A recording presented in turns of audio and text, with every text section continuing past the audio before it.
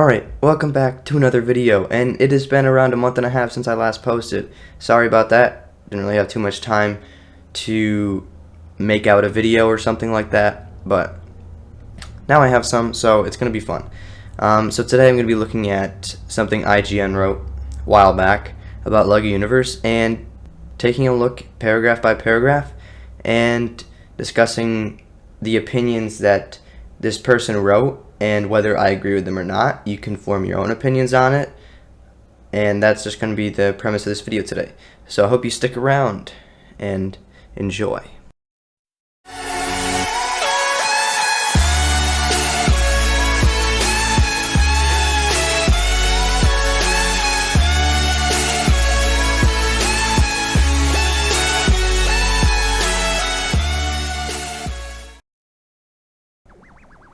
Alright, so the first time I looked at this article was when someone sent it to me, and it was just a LEGO Universe article written by IGN. So I was like, okay, interesting, right? So usually IGN rates pretty much everything that's not top tier a 7.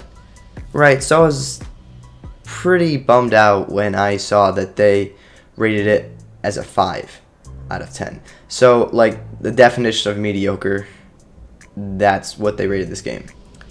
So that generally didn't sit too well with me, but I really just stopped looking at it for a while, and just didn't really worry about it after like a couple months looking at it, reading through, maybe forming a couple opinions on it, left it. But I was like, what if I just kind of discuss my opinions in a video? That'd be kind of fun, maybe, possibly see other people's opinions and see whether they agree with the article or are completely against it. So that's kind of why I want to make this video. I like to initiate discussion here with different topics, and this I thought would be pretty fun and cool. And if you're really against this article or really for this article, mention what you liked and what you didn't like about the video, the article, whatever. And if you haven't subscribed yet, if you enjoyed the video, if you found some kind of meaning from it, I'd appreciate if you subscribed.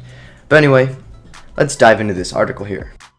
Okay, so to start off, the writer actually does do a good job in catching the audience's attention with the way the subheading is. So, or subtitle, whatever you want to call it. So, the person says that imagination may not be worth saving. Now, why would this spark an interest, and why would this gain an audience, or at least of the LEGO Universe fans, or people that might want to play it or continue playing it for that matter? The reason is because one of the main themes of LEGO Universe is to save imagination. So now this person's coming out, or at least represented by the company of IGN, saying that you might not want to play this. You might not want to save imagination in this game. So that actually is good to start off an article, obviously. But let's get down into the actual start now. So the person goes to say, LEGO Universe has been officially out for a few days now. Now, this is not talking about Dark Flame. Just want to make that clear. Like Dark Flame, LEGO Universe, the people that made it possible to bring the game back, like they brought the game back. No, I'm talking about like when the LEGO group released it, like formally, and when, originally over a decade ago. This article is from over a decade ago. LEGO Universe has been officially out for a few days now, but for many, the launch was mostly symbolic. Players who pre-ordered the game had access as early as the 8th of October, more than a fortnight before launch.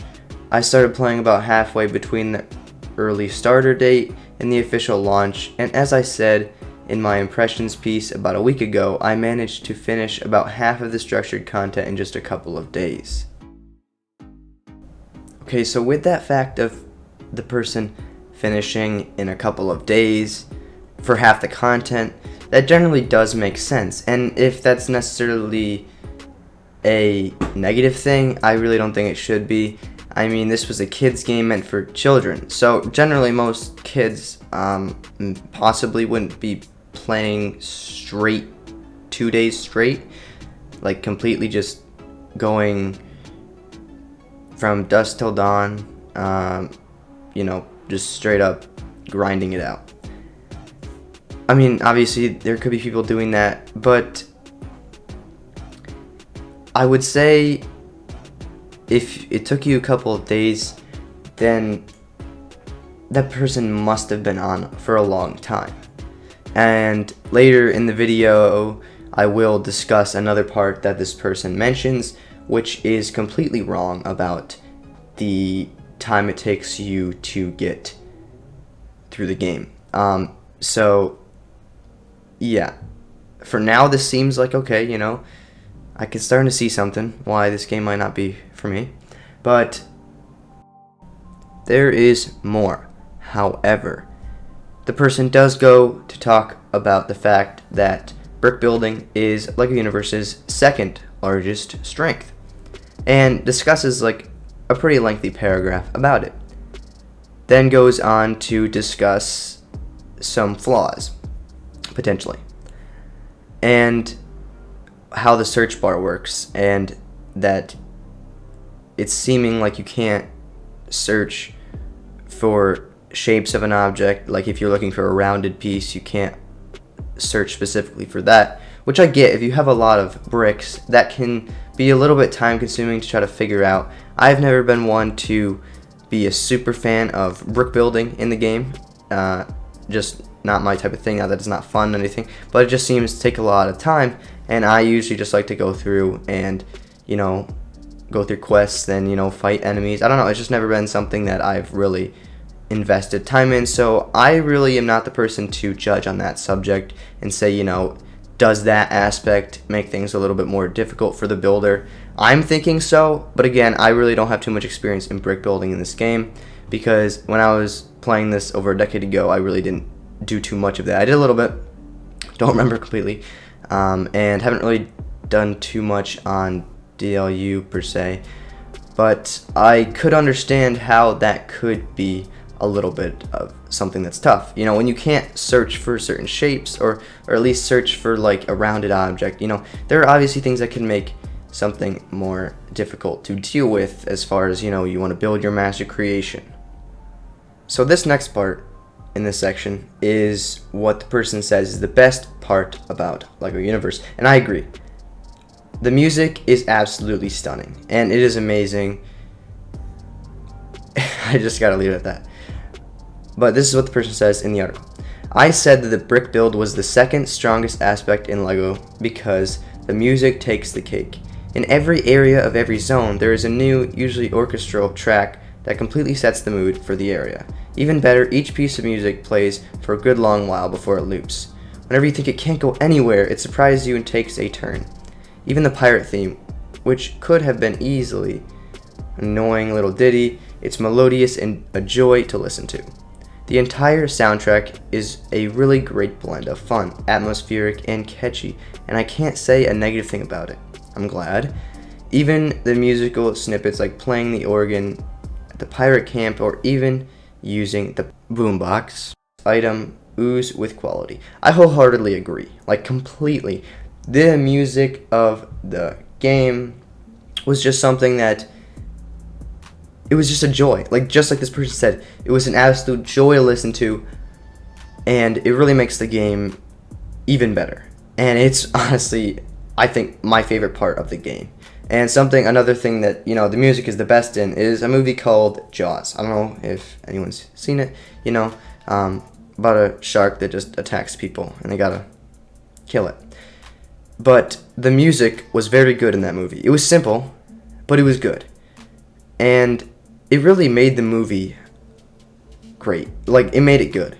Like, I personally don't think the movie would be that great without that music. You know, the shark doesn't look too particularly real, but the music adds every tone and sets the mood for the entire movie. Now, I'm not saying that without the music, LEGO Universe would not be a good game, because I would love it almost just as much without the music. But the music is something that, you know, really makes the game what it is.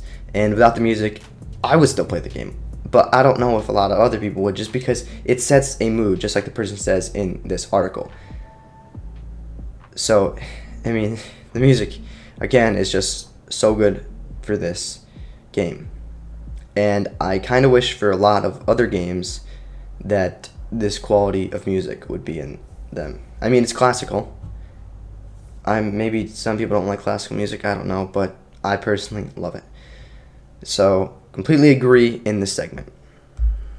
Okay, so in the article, the person goes on to talk about the bugs. And in this situation, it's just too early, I feel, to, write an article about it, because I feel like it should be written like a month after. But again, it probably get the most clicks and most popularity, and it is a big company, so it would still make sense, I guess, to write it a couple days after. But as far as talking about bugs, I feel like another one should have been written later. Maybe one was, and I just didn't find it. But I feel like another one should have been written later to check if these bugs were still a thing. Because bugs can happen on a release. They might not have been found in the beta test, and then they were during the game, and then they were fixed. I don't know if they were fixed. I can't say that they weren't. I feel like it's kind of hard to tell and how to judge it on that early on. But anyway, there's really not too much else I can say about the bugs, and other than that, I guess they were an inconvenience, and I wish that weren't the case. Those probably should have been fixed if they were known about, or at least attempted. I don't know. I don't know if they were attempted to be fixed or they would be working on them. I'm really not sure. You'd think after the original release maybe they would be, but who knows? There's many different varying factors on how a bug can come up, and it's just maybe it wasn't known that was a bug, and it seemed like everything was pretty much tested and doing well. Then the article goes on to talk about pets, which, yes, pets aren't, super glamorous in this game. And I understand what they were going to try to put pets in the game. I personally am okay with the way they move around. It was mentioned in the article that the pet AI was awful. And I guess you could say that. I can't really debate you on that, or anyone who says that. But I feel like, I don't know,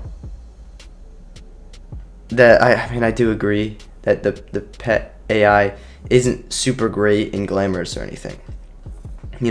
And none of this stuff that I'm saying that, like, I guess maybe could put a shadow on the game. Like, I'm not trying to diss on this game because I love this game so much, and I've been wanting this game back for years, but I wanted to go through this article, and, whatever may be true, may not be true, I wanted to say, and form my own opinion and try to come up with as many arguments against or for the article as much as I could, like, on each point, which on this point I really can't say that the pit at AI was great, because I really can't.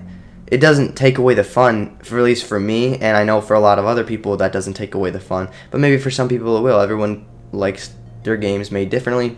Everyone plays games differently. So to have said that, overall, yeah, Pet AI wasn't amazing, and it was a little skippy, but I mean, I honestly kind of like that, just because, like, this game, video games aren't always meant to be super realistic, and maybe these pets had boosts that made them, jump to where you are.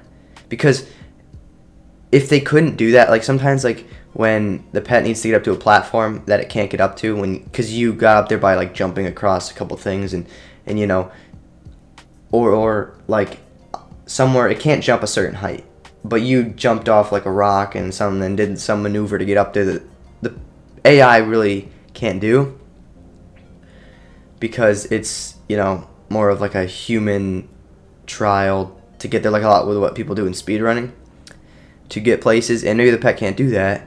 So I really don't know of any other way to put it like that without having them, like, immediately zoom up there or appear up there. It's an imaginative game, so you can really make it what you want. Like, that's what I also like about this game, is you can kind of put a spin on the game, and like, but as far as the article goes, I can't really say this part's wrong.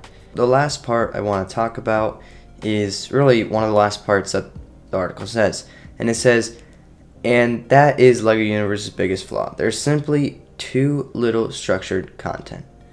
I estimate there's maybe 15 hours worth of questing. As a one-off purchase, the length is fine, but this game comes with a subscription. Chances are most players will complete the quests in the game well before their complimentary month of game time is up, though. So what reason is there to subscribe? $10 a month to maintain a virtual LEGO trophy room simply won't cut it for most players who are averse to paying a little more for the thousands of hours of content that other MMOs offer. Now, a little mouthful there, but yes, I do agree that the subscription is a little much, and a one-time payment would be so much better at the time than a subscription, because, well, frankly, that was way too much money to pay. Like for any game. Like, I'm sorry, I just don't like the fact of subscriptions at all. I hate subscriptions to things. Maybe not like a streaming service or a magazine company, but like to a game, it's just, or like a editing software or some kind of software used for work. I really don't like subscriptions either. So, yes, I agree. We didn't need the subscription. Just like the one-time payment, that would have worked. That would have cut it. Do agree with that part. 15 hours of questing, I really don't think that's the case. Like there's no, like, I did research, and there's one website that has the stats for and percentages for this, and it said there was 115 hours to beat the game. So 15 hours it takes. So what are the other 100 hours spent doing to pretty much beat the game entirely? Like, I understand there's properties, but there's no way you're going to spend 100 hours. I mean, maybe you will. But, like, to beat the game, I think you could spend hundreds and hundreds and hundreds of hours on properties. I don't think that's part of it. And, I mean, what else is there other than quests to spend that 100 hours on? Seriously, like, what are you going to spend 100 hours doing when there's, like, just daily quests? I mean, that will get a little stale in any game, like, of not having any quests to do. So there's more than 15 hours worth of questing. Like, there has to be, because, like, what are you gonna do for 100 other hours? And it's not gonna be properties. Like, I could probably build properties for hundreds and hundreds and hundreds of hours. Spend 1,000 hours on building or messing with my properties.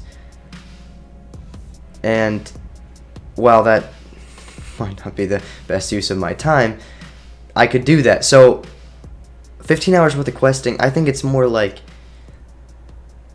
it's more than 15, because at least with me, I spent, I believe, more than 15 hours, and I don't know if I, like, before I get done, like, before everything's finished.